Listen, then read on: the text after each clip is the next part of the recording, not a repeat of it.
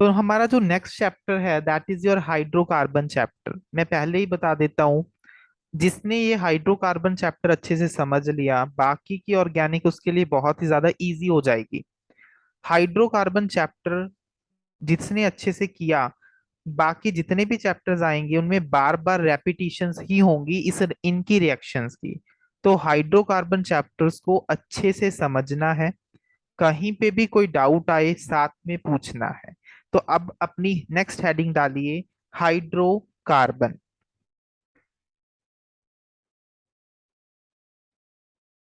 तो देखो हाइड्रोकार्बन्स होते क्या है पहले ये समझ लेते हैं, उसके बाद इनके टाइप्स पे जाएंगे और एक एक करके इनको क्या करेंगे हम आपका डिस्कस करेंगे। तो देखो हाइड्रोकार्बन नाम से देखो क्या सुजेस्ट कर रहा है, दो पार्ट से मिलके बना है, that is hydrogen plus carbon.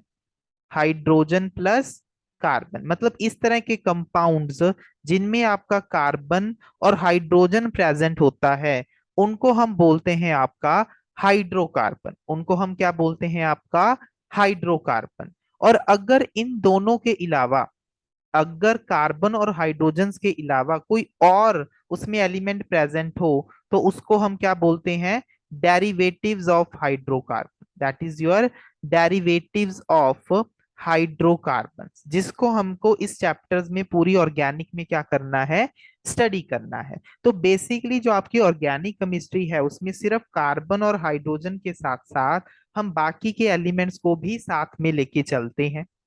और हाइड्रोकार्बन बेसिकली आपका कार्बन और हाइड्रोजन के साथ रिलेट करता है, जो कि आपका तीन टाइप पे फर्दर डिवाइडेड होता है, जिनको हम एक एक करके डिस्कस करेंगे। First part is your alkane, second part is your alkene, and the third part is your alkyne. मैंने कल भी इनके फंक्शनैलिटी के ऊपर, इनका जनरल फॉर्मूला क्या होता है उनके ऊपर कमेंट किया था। तो जो आपके एल्केन्स होते हैं इनका जनरल फॉर्मूला क्या है, CnH2n, H2n+2, that is the general formula of your alkane. और इसमें क्या होते हैं, ऑल सिग्मा बॉन्ड्स प्रेजेंट होते हैं। All sigma bonds are present, इसमें सभी के सभी क्या होते हैं आपके सिग्मा बॉन्ड क्या होते हैं, प्रेजेंट होते हैं। इसी वजह से इनको हम आपके सैचुरेटेड कंपाउंड्स या हम इनको इनके पैराफिन्स भी बोल देते हैं। सैचुरेटेड कंपाउंड्स या पैराफिन्स बोल देते हैं। इसमें हर एक कार्बन आपका जनरली क्या होता है, sp3 हाइब्रिडाइज्ड होता है। हर एक कार्बन क्या होता है अल्केन में चार बॉन्ड बनाने की वजह से वो आपका क्या होता है, sp3 हाइब्रिडाइज्ड होता है। और ये आपके क्या होते हैं, लीस्ट रिएक्टिव होते हैं, ये पॉइंट ध्यान में रखना। They are the least reactive among alkane, alkene and alkyne. Now moving to your next part, alkene. Alkene क्या होता है आपका, इसमें आपका डबल बॉन्ड प्रेजेंट होता है। तो एक डबल बॉन्ड आने से आपके दो हाइड्रोजन कम हो जाते हैं। तो इसी वजह से आपके यहाँ पे दो हाइड्रोजन कम हो जाएंगे। फॉर्मूला क्या बन जाएगा आपका, CnH2n। तो इसमें क्या होता है आपका, one double bond is present. इसमें एक डबल बॉन्ड क्या होता है आपका, प्रेजेंट होता है। और जिसकी वजह से हम इनको बोलते हैं आपका अनसैचुरेटेड कंपाउंड्स। अनसैचुरेटेड कंपाउंड्स, क्योंकि यहाँ पे आपका डबल बॉन्ड प्रेजेंट होने की वजह से ये क्या होते हैं, आपके इलेक्ट्रॉन रिच स्पीशीज होते हैं। These are electron rich species. Electron rich species का मतलब किसकी तरह एक्ट करते हैं आपका, एज अ न्यूक्लियोफाइल की तरह बिहेव करते हैं। न्यूक्लियोफाइल मतलब जो इलेक्ट्रॉन रिच होते हैं। और न्यूक्लियोफाइल किस पे अटैक करेंगे, जिनके पास इलेक्ट्रॉन डेफिशिएंट होंगे। तो यहाँ पे जो पहला स्टेप होता है एल्कीन की रिएक्शंस का, वहां पे क्या होते हैं आपके इलेक्ट्रोफाइल अटैक करते हैं और आपके डबल बॉन्ड को सिंगल बॉन्ड में कन्वर्ट कर देते हैं। दैट मींस इलेक्ट्रोफाइल जाके आपके डबल बॉन्ड पे एडिशन करते हैं। इसी वजह से एल्कीन्स जो आपकी रिएक्शंस देते हैं उनको हम बोलते हैं आपकी electrophilic addition reaction. That is a very important point. That means the reactions given by your alkenes are electrophilic addition reaction. Alkenes आपके इलेक्ट्रोफिलिक एडिशन रिएक्शंस देते हैं। रीजन, इलेक्ट्रॉन रिच होने के कारण यहाँ पे इलेक्ट्रोफाइल क्या करता है, इस पे ऐड होता है। तो जो चीज इसमें ऐड होती है या जो इस पे अटैक करती है इलेक्ट्रोफाइल, उसी के नाम से रिएक्शन का नाम पड़ता है कि वो किस तरह की रिएक्शंस देते हैं। तो जो आपकी एल्कीन्स हैं वो आपके इलेक्ट्रोफिलिक एडिशन रिएक्शन क्या करते हैं, देते हैं। The reactions given by your alkenes are electrophilic addition reaction and they are most reactive. They are most reactive among three. Alkane और एल्काइन में से सबसे ज्यादा रिएक्टिव जो होता है वो आपकी एल्कीन होती है। एल्कीन में डबल बॉन्ड प्रेजेंट होने के कारण they are electron rich species. Electron rich होने के कारण ये न्यूक्लियोफाइल की तरह एक्ट करते हैं और इस पे इलेक्ट्रोफाइल इजिली अटैक कर सकता है। तो जो बाहर से अटैक करता है इलेक्ट्रोफाइल, उसी के नाम से पहले स्टेप में आपका इलेक्ट्रोफाइल ऐड होता है, तो उसी के नाम से रिएक्शन का नेम पड़ता है कि ये आपके इलेक्ट्रोफिलिक एडिशन रिएक्शन देंगे। तो इलेक्ट्रोफाइल अटैक करता है और आपके डबल बॉन्ड पे ऐड हो जाता है जाके। इसी वजह से एल्कीन की जो रिएक्शंस होती हैं that is your electrophilic addition reaction. और इसमें जो डबल बॉन्डेड कार्बन होता है that is your sp2 hybridised, that is your sp2 hybridised. अगर हम बात करें आपके एल्काइन की, एल्काइन में क्या होता है, आपका ट्रिपल बॉन्ड प्रेजेंट होता है। तो ट्रिपल बॉन्ड आने से आपके दो हाइड्रोजन और कम हो गए, CnH2n-2। This is the general formula of your alkyne. तो इसमें क्या होता है, एटलीस्ट एक ट्रिपल बॉन्ड आपका क्या होता है, प्रेजेंट होता है। And that also comes under the category of unsaturated compound, that also comes under the category of unsaturated compound।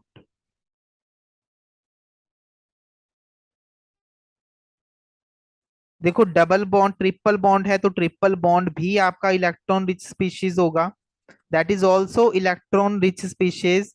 But यहाँ पे जो कार्बन होता है दैट इज sp हाइब्रिडाइज्ड।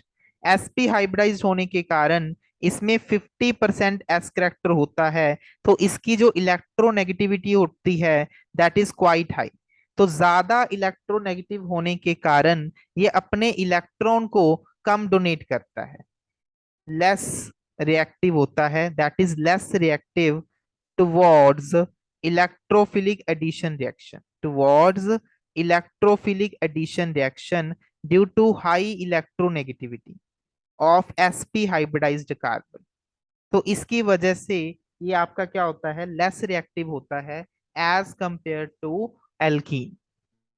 यहां तक पॉइंट क्लियर है सभी को, यहां तक पॉइंट क्लियर है सभी को।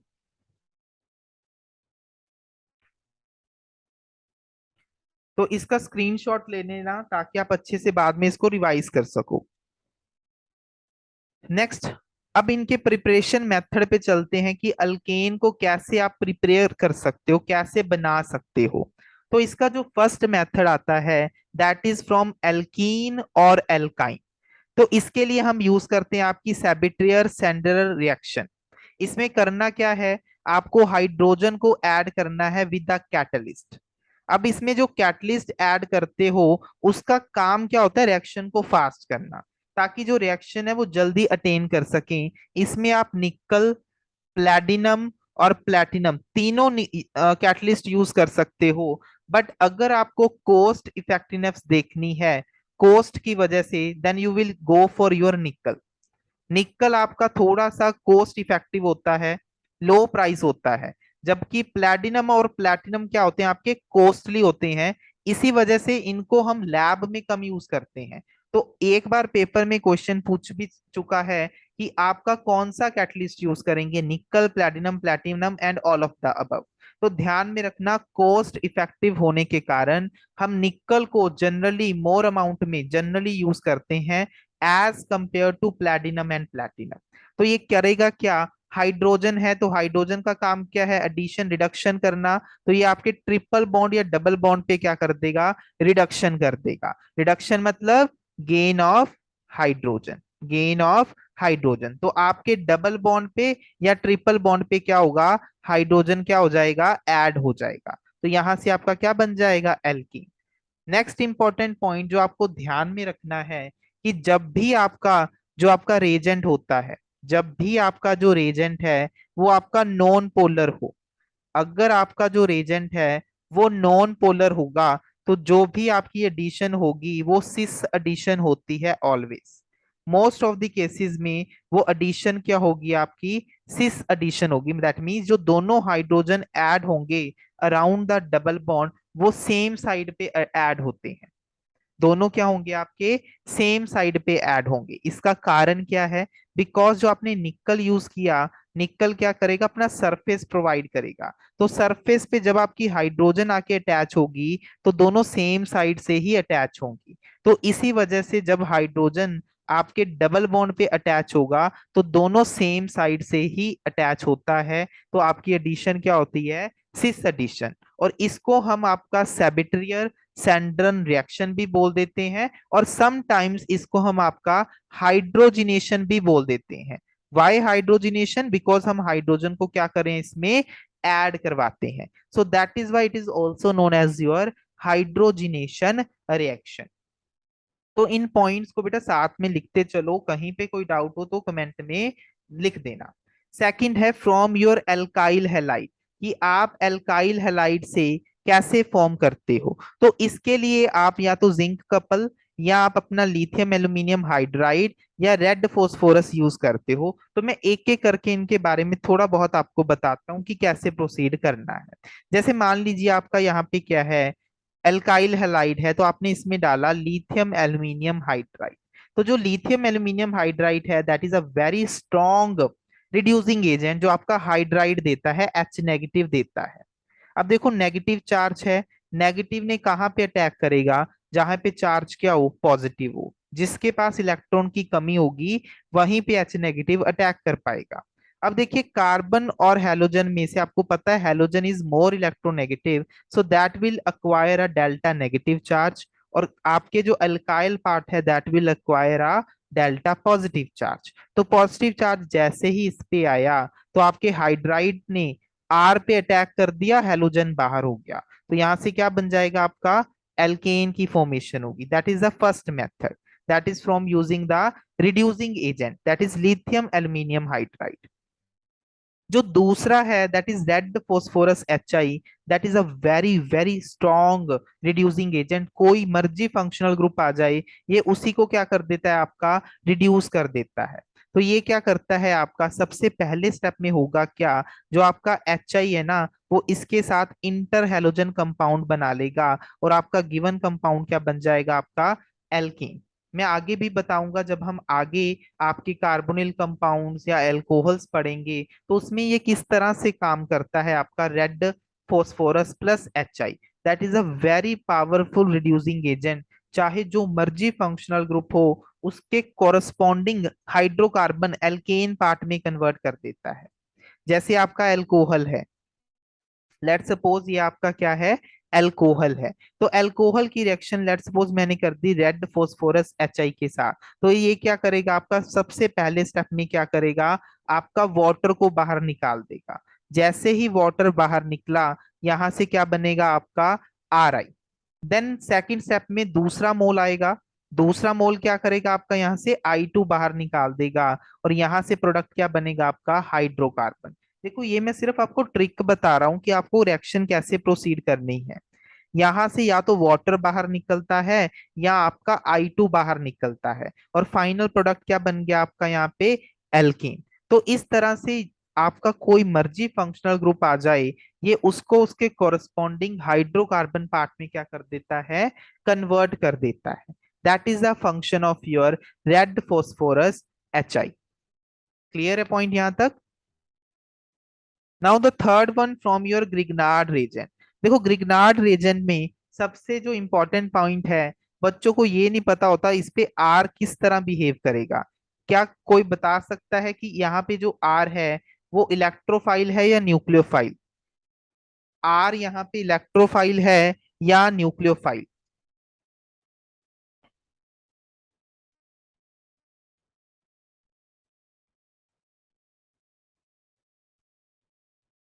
तो देखो क्या है, मैग्नीशियम पे चार्ज क्या होता है साथ में आपको पता होगा, +2 चार्ज। हेलोजन पे चार्ज क्या है, -1। तो ओवरऑल दोनों पे चार्ज क्या हो गया, +1। तो अगर इस चार्ज को बैलेंस करना है तो आर के ऊपर चार्ज क्या आएगा आपका, -1। सो दैट मीन्स जो आपका आर एम जी एक्स है, ग्रिग्नार्ड रेजेंट है, उस पे जो आर है उस पे माइनस है। दैट मीन्स वो किसकी तरह एक्ट करेगा, या तो न्यूक्लियोफाइल की तरह या आपका बेस की तरह एक्ट करता है। और बेस का काम क्या होता है, एसिडिक हाइड्रोजन को अब्स्ट्रैक्ट करना।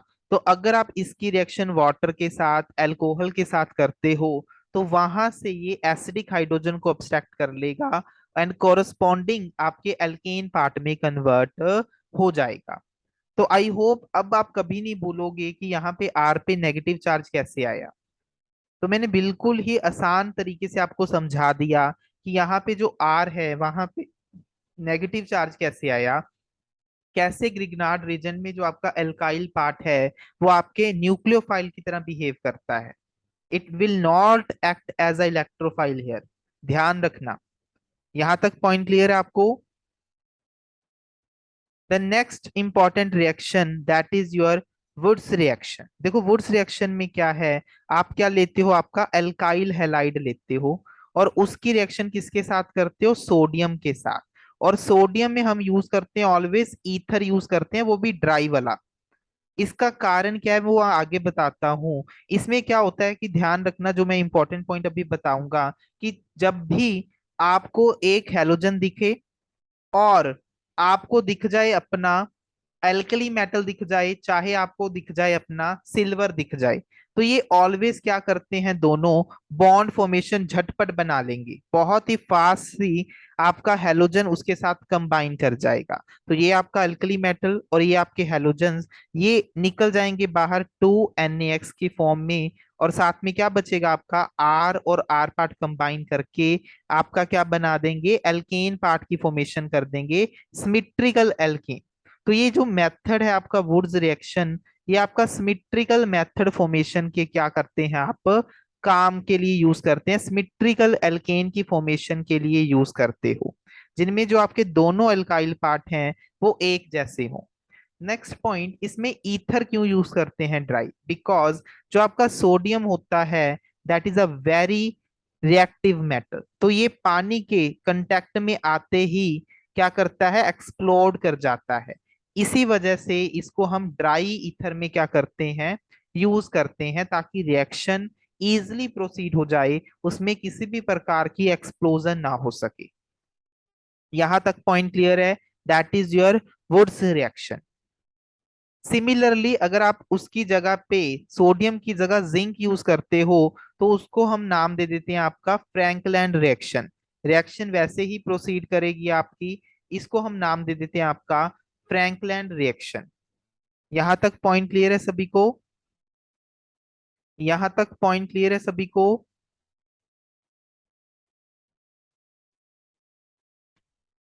नेक्स्ट है आपके असाइल क्लोराइड से, या सिमिट्रिकल फॉर्मेशन होगा।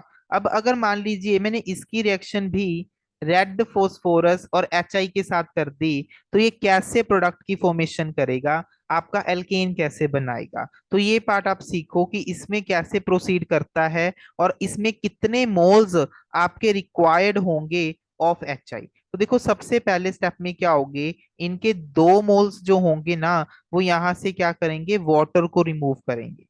That is the first part. Second part में क्या होगा, यहाँ पे जो दूसरा तीसरा मोल है HI का, वो यहाँ से इंटर हैलोजन की फॉर्म में निकलेगा। तो यहाँ पे इस तरह से ये कंपाउंड किस में कन्वर्ट हो जाएगा, आपके एल्काइन एल्केन पार्ट में कन्वर्ट हो जाएगा। So that means acyl chloride को अगर आपको एल्केन में कन्वर्ट करना है, तो आपको यहाँ पे 3 मोल रेड फोस्फोरस HI की रिक्वायरमेंट पड़ेगी। क्लियर है पॉइंट। और अगर आप यहाँ पे एल्डिहाइड या आपका कीटोन ले लेते हो, अगर आप यहाँ पे अपना एल्डिहाइड या कीटोन ले लेते हो, लेट सपोज मैंने यहाँ पे क्या ले लिया, अपना एल्डिहाइड, तो यहाँ पे मुझे 2 मोल्स की ही रिक्वायरमेंट पड़ेगी। दोनों मोल्स क्या करेंगे आपका, यहां से क्या करेंगे, सबसे पहले स्टेप में आपका यहाँ पे वाटर रिलीज होगा। जैसे ही यहाँ से वाटर रिलीज होगा, यहाँ पे क्या बॉन्ड बनेगा आपका, कार्बन के साथ आपके आयोडीन आएंगे। नेक्स्ट स्टेप में क्या होंगे, नेक्स्ट फिर से 2 मोल्स आएंगे, यहां से आपकी I2 गैस को क्या करेंगे, रिलीज करवाएंगे। तो यहाँ पे आपका जो प्रोडक्ट बनेगा वो आपका क्या बनेगा, आपका एल्केन पार्ट बनेगा। सो दैट मीन्स अगर आपको एल्डिहाइड को कन्वर्ट करना है तो यहाँ पे आपके 4 मोल्स की रिक्वायरमेंट पड़ेगी। कितने मोल्स की रिक्वायरमेंट पड़ेगी, आपके 4 मोल्स की रिक्वायरमेंट पड़ेगी to convert your aldehyde to the corresponding alkane part. और एल्डिहाइड या कार्बोनिल कंपाउंड को कॉरेस्पॉन्डिंग एल्केन पार्ट में कन्वर्ट करने के लिए हमारे पास स्पेशल रिएजेंट होते हैं। First one is your Clemmensen reduction, जिसमें हम आपका zinc amalgam in the presence of concentrated HCl use करते हैं। और दूसरा है आपका वोल्फ केशनर रिडक्शन, जिसमें आपका hydrazine in the presence of base use करते हैं। इसमें होता क्या है कि जो आपका कार्बोनिल ग्रुप है वो किसमें कन्वर्ट हो जाता है, आपके CH2 ग्रुप में कन्वर्ट हो जाता है। तो ये आपके हाइड्रोकार्बन पार्ट में उसको कन्वर्ट कर देते हैं आपके कार्बोनिल को। ये दो दोनों रिएक्शन है that is valid only for your carbonyl part, that is Clemmensen reduction and Wolff Kishner reduction. तो इन दोनों को ध्यान रखना, ये हम कार्बोनिल कंपाउंड में भी वहां पे पढ़ेंगे कि कार्बोनिल कंपाउंड को आप हाइड्रोकार्बन में कैसे कन्वर्ट कर सकते हो। यहां तक पॉइंट क्लियर है सभी को? Any doubt till here?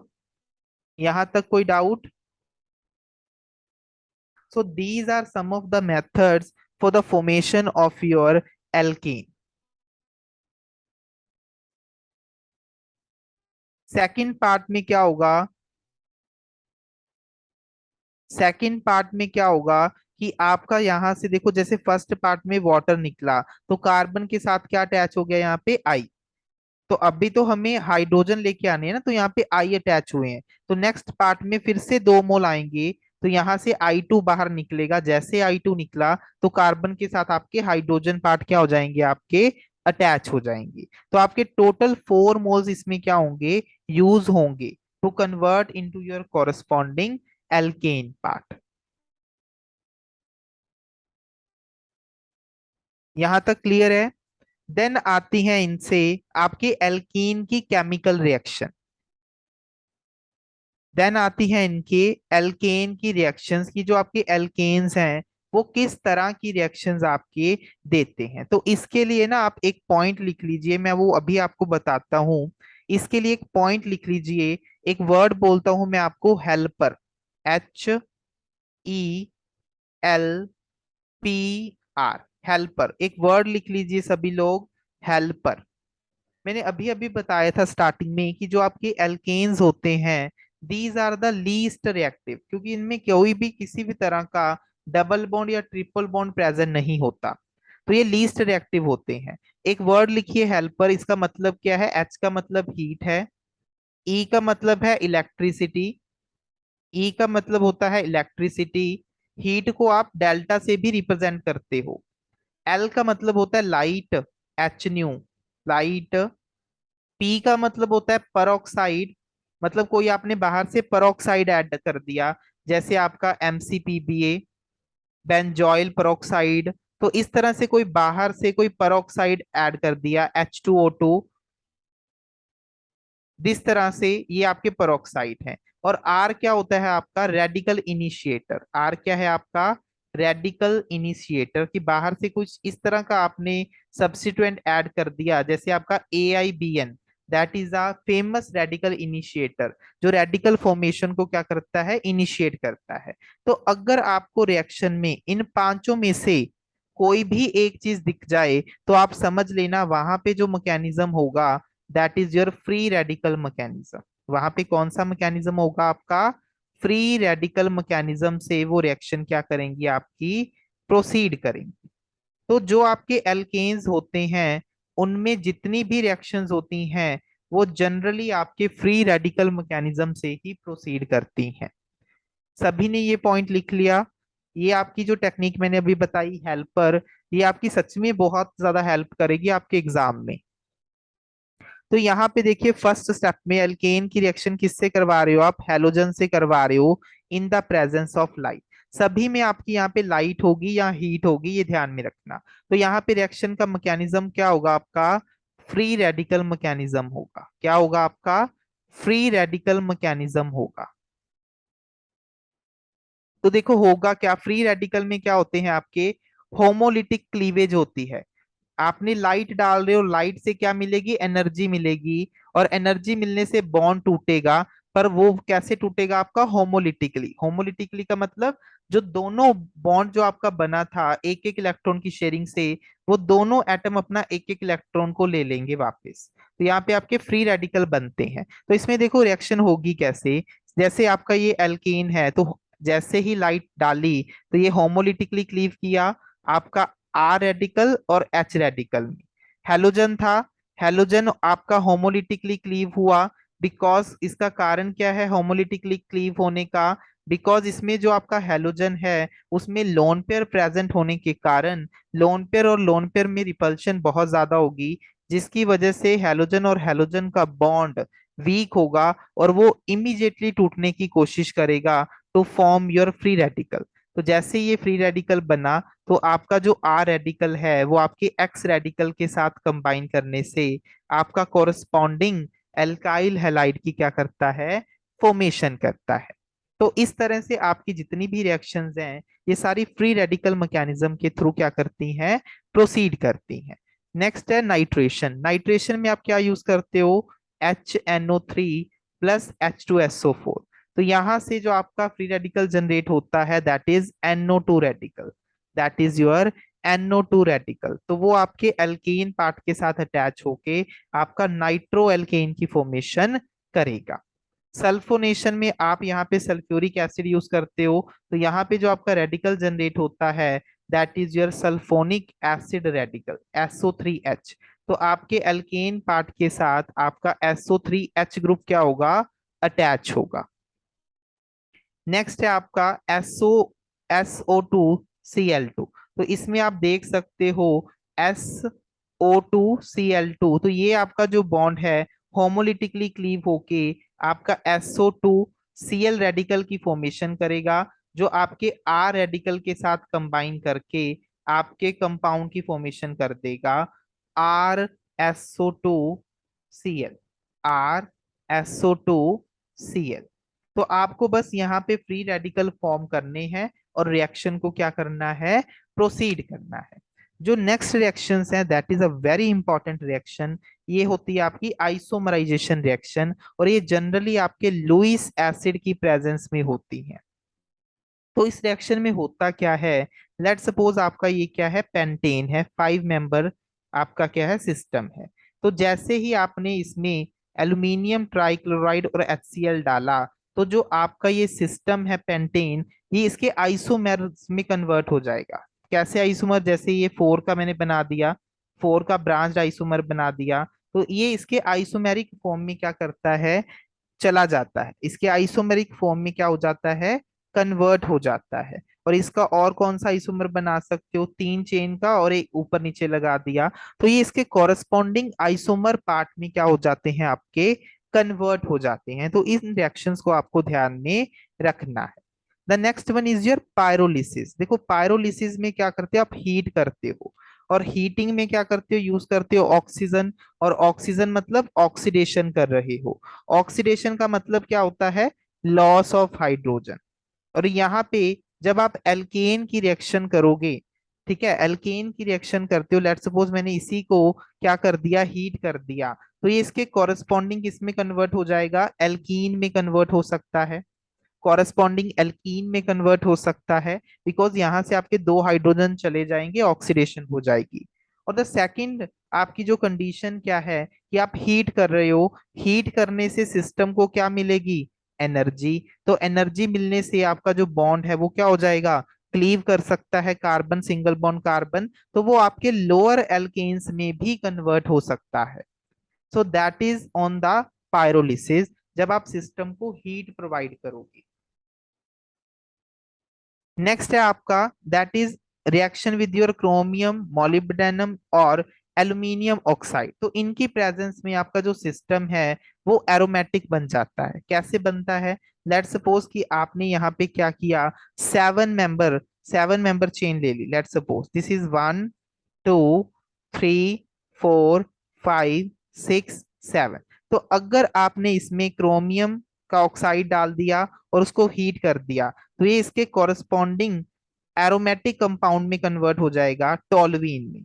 6 member ring आपकी बेंजीन, और जो आपका सेवंथ कार्बन था वो एज अ मिथाइल सब्स्टिट्यूएंट में कन्वर्ट हो जाएगा। तो ये जो रिएक्शंस है ना, दो चार, ये आपको ध्यान में रखनी है इनकी। These are the some of the characteristic properties of your alkene. तो ये 7 है तो वो आपके किस में कन्वर्ट हो गया, टॉल्यूइन में। अगर 6 चेन होती तो वो आपके बेंजीन में कन्वर्ट हो जाती। So these are some of the reaction जहां से ये आपकी कैरेक्टरिस्टिक प्रॉपर्टीज हैं आपके एल्केन की। यहां तक किसी को कोई doubt? Any doubt till here? यहां तक किसी को कोई डाउट है भाई? जल्दी से पूछ लो अगर है तो।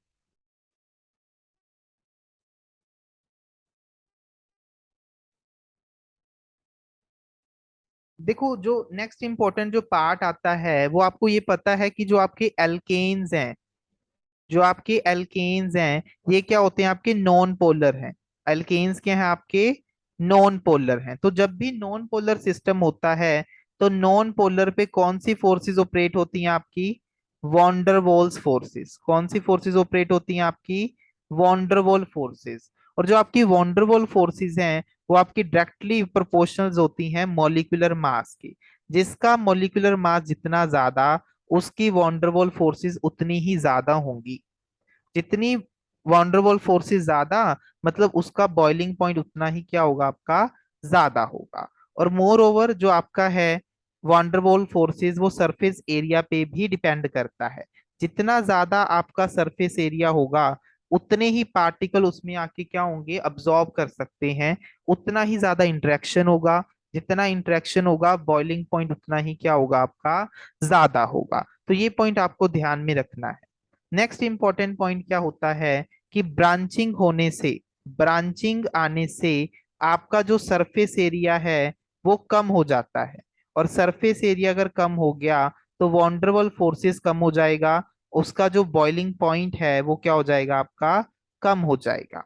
तो यहाँ पे मैं कुछ कंपाउंड लिख रहा हूँ, तो यहाँ पे आपको कंपेयर करने हैं उनका बॉइलिंग पॉइंट। तो यार देखो, first, this is second and this is your third. तो इनके बॉइलिंग पॉइंट का ऑर्डर क्या आएगा, जल्दी से कंपेयर कर दो। इनके बॉइलिंग पॉइंट का ऑर्डर क्या आएगा, जल्दी से कंपेयर कर दो। फर्स्ट में बॉइलिंग पॉइंट का ऑर्डर क्या आएगा भाई? फर्स्ट में बॉइलिंग पॉइंट का क्या ऑर्डर आएगा? जल्दी से इसको कंपेयर कर दीजिए। मैंने अभी बताया hydrocarbon non polar. Non polar मतलब वॉन्डरवॉल फोर्सेस देखेंगे। वॉन्डरवॉल फोर्सेस आपके मॉलिक्यूलर मास पे डिपेंड करती हैं। तो जिसमें जितने कार्बन ज्यादा, उसका बॉइलिंग पॉइंट उतना ही क्या होगा, ज्यादा होगा। मोर ओवर उसका सरफेस एरिया भी ज्यादा होगा, तो बॉइलिंग पॉइंट क्या होगा, ज्यादा होगा। अगर मैं सेकंड क्वेश्चन की बात करूं, तो इसमें क्या है आपका, मॉलिक्यूलर जो मास है, मॉलिक्यूलर जो मास है वो क्या है, सभी का सेम है। तो अब इसमें हम मॉलिक्यूलर मास से तो नहीं देख सकते, then we will go for your branching. तो इसमें क्या है, ये क्या है आपका, मोर ब्रांच्ड है। That is the more branched system. जिसमें ब्रांचिंग ज्यादा, उसका बॉइलिंग पॉइंट क्या होगा, बॉइलिंग पॉइंट क्या होगा आपका, लीस्ट होगा। ये क्या है आपका, नो ब्रांचिंग। इसमें किसी भी प्रकार की ब्रांचिंग नहीं है। तो ब्रांचिंग नहीं होने के कारण इसका जो सरफेस एरिया है ज्यादा है, मोर सरफेस एरिया। जिसका सरफेस एरिया जितना ज्यादा होगा, तो उसका जो बॉइलिंग पॉइंट है उतना ही क्या होगा आपका, ज्यादा होगा। तो इसमें ऑर्डर क्या आएगा, फर्स्ट का सबसे ज्यादा, then second, then third. So I hope आपको एल्केन पार्ट समझ में आ गया होगा सभी को।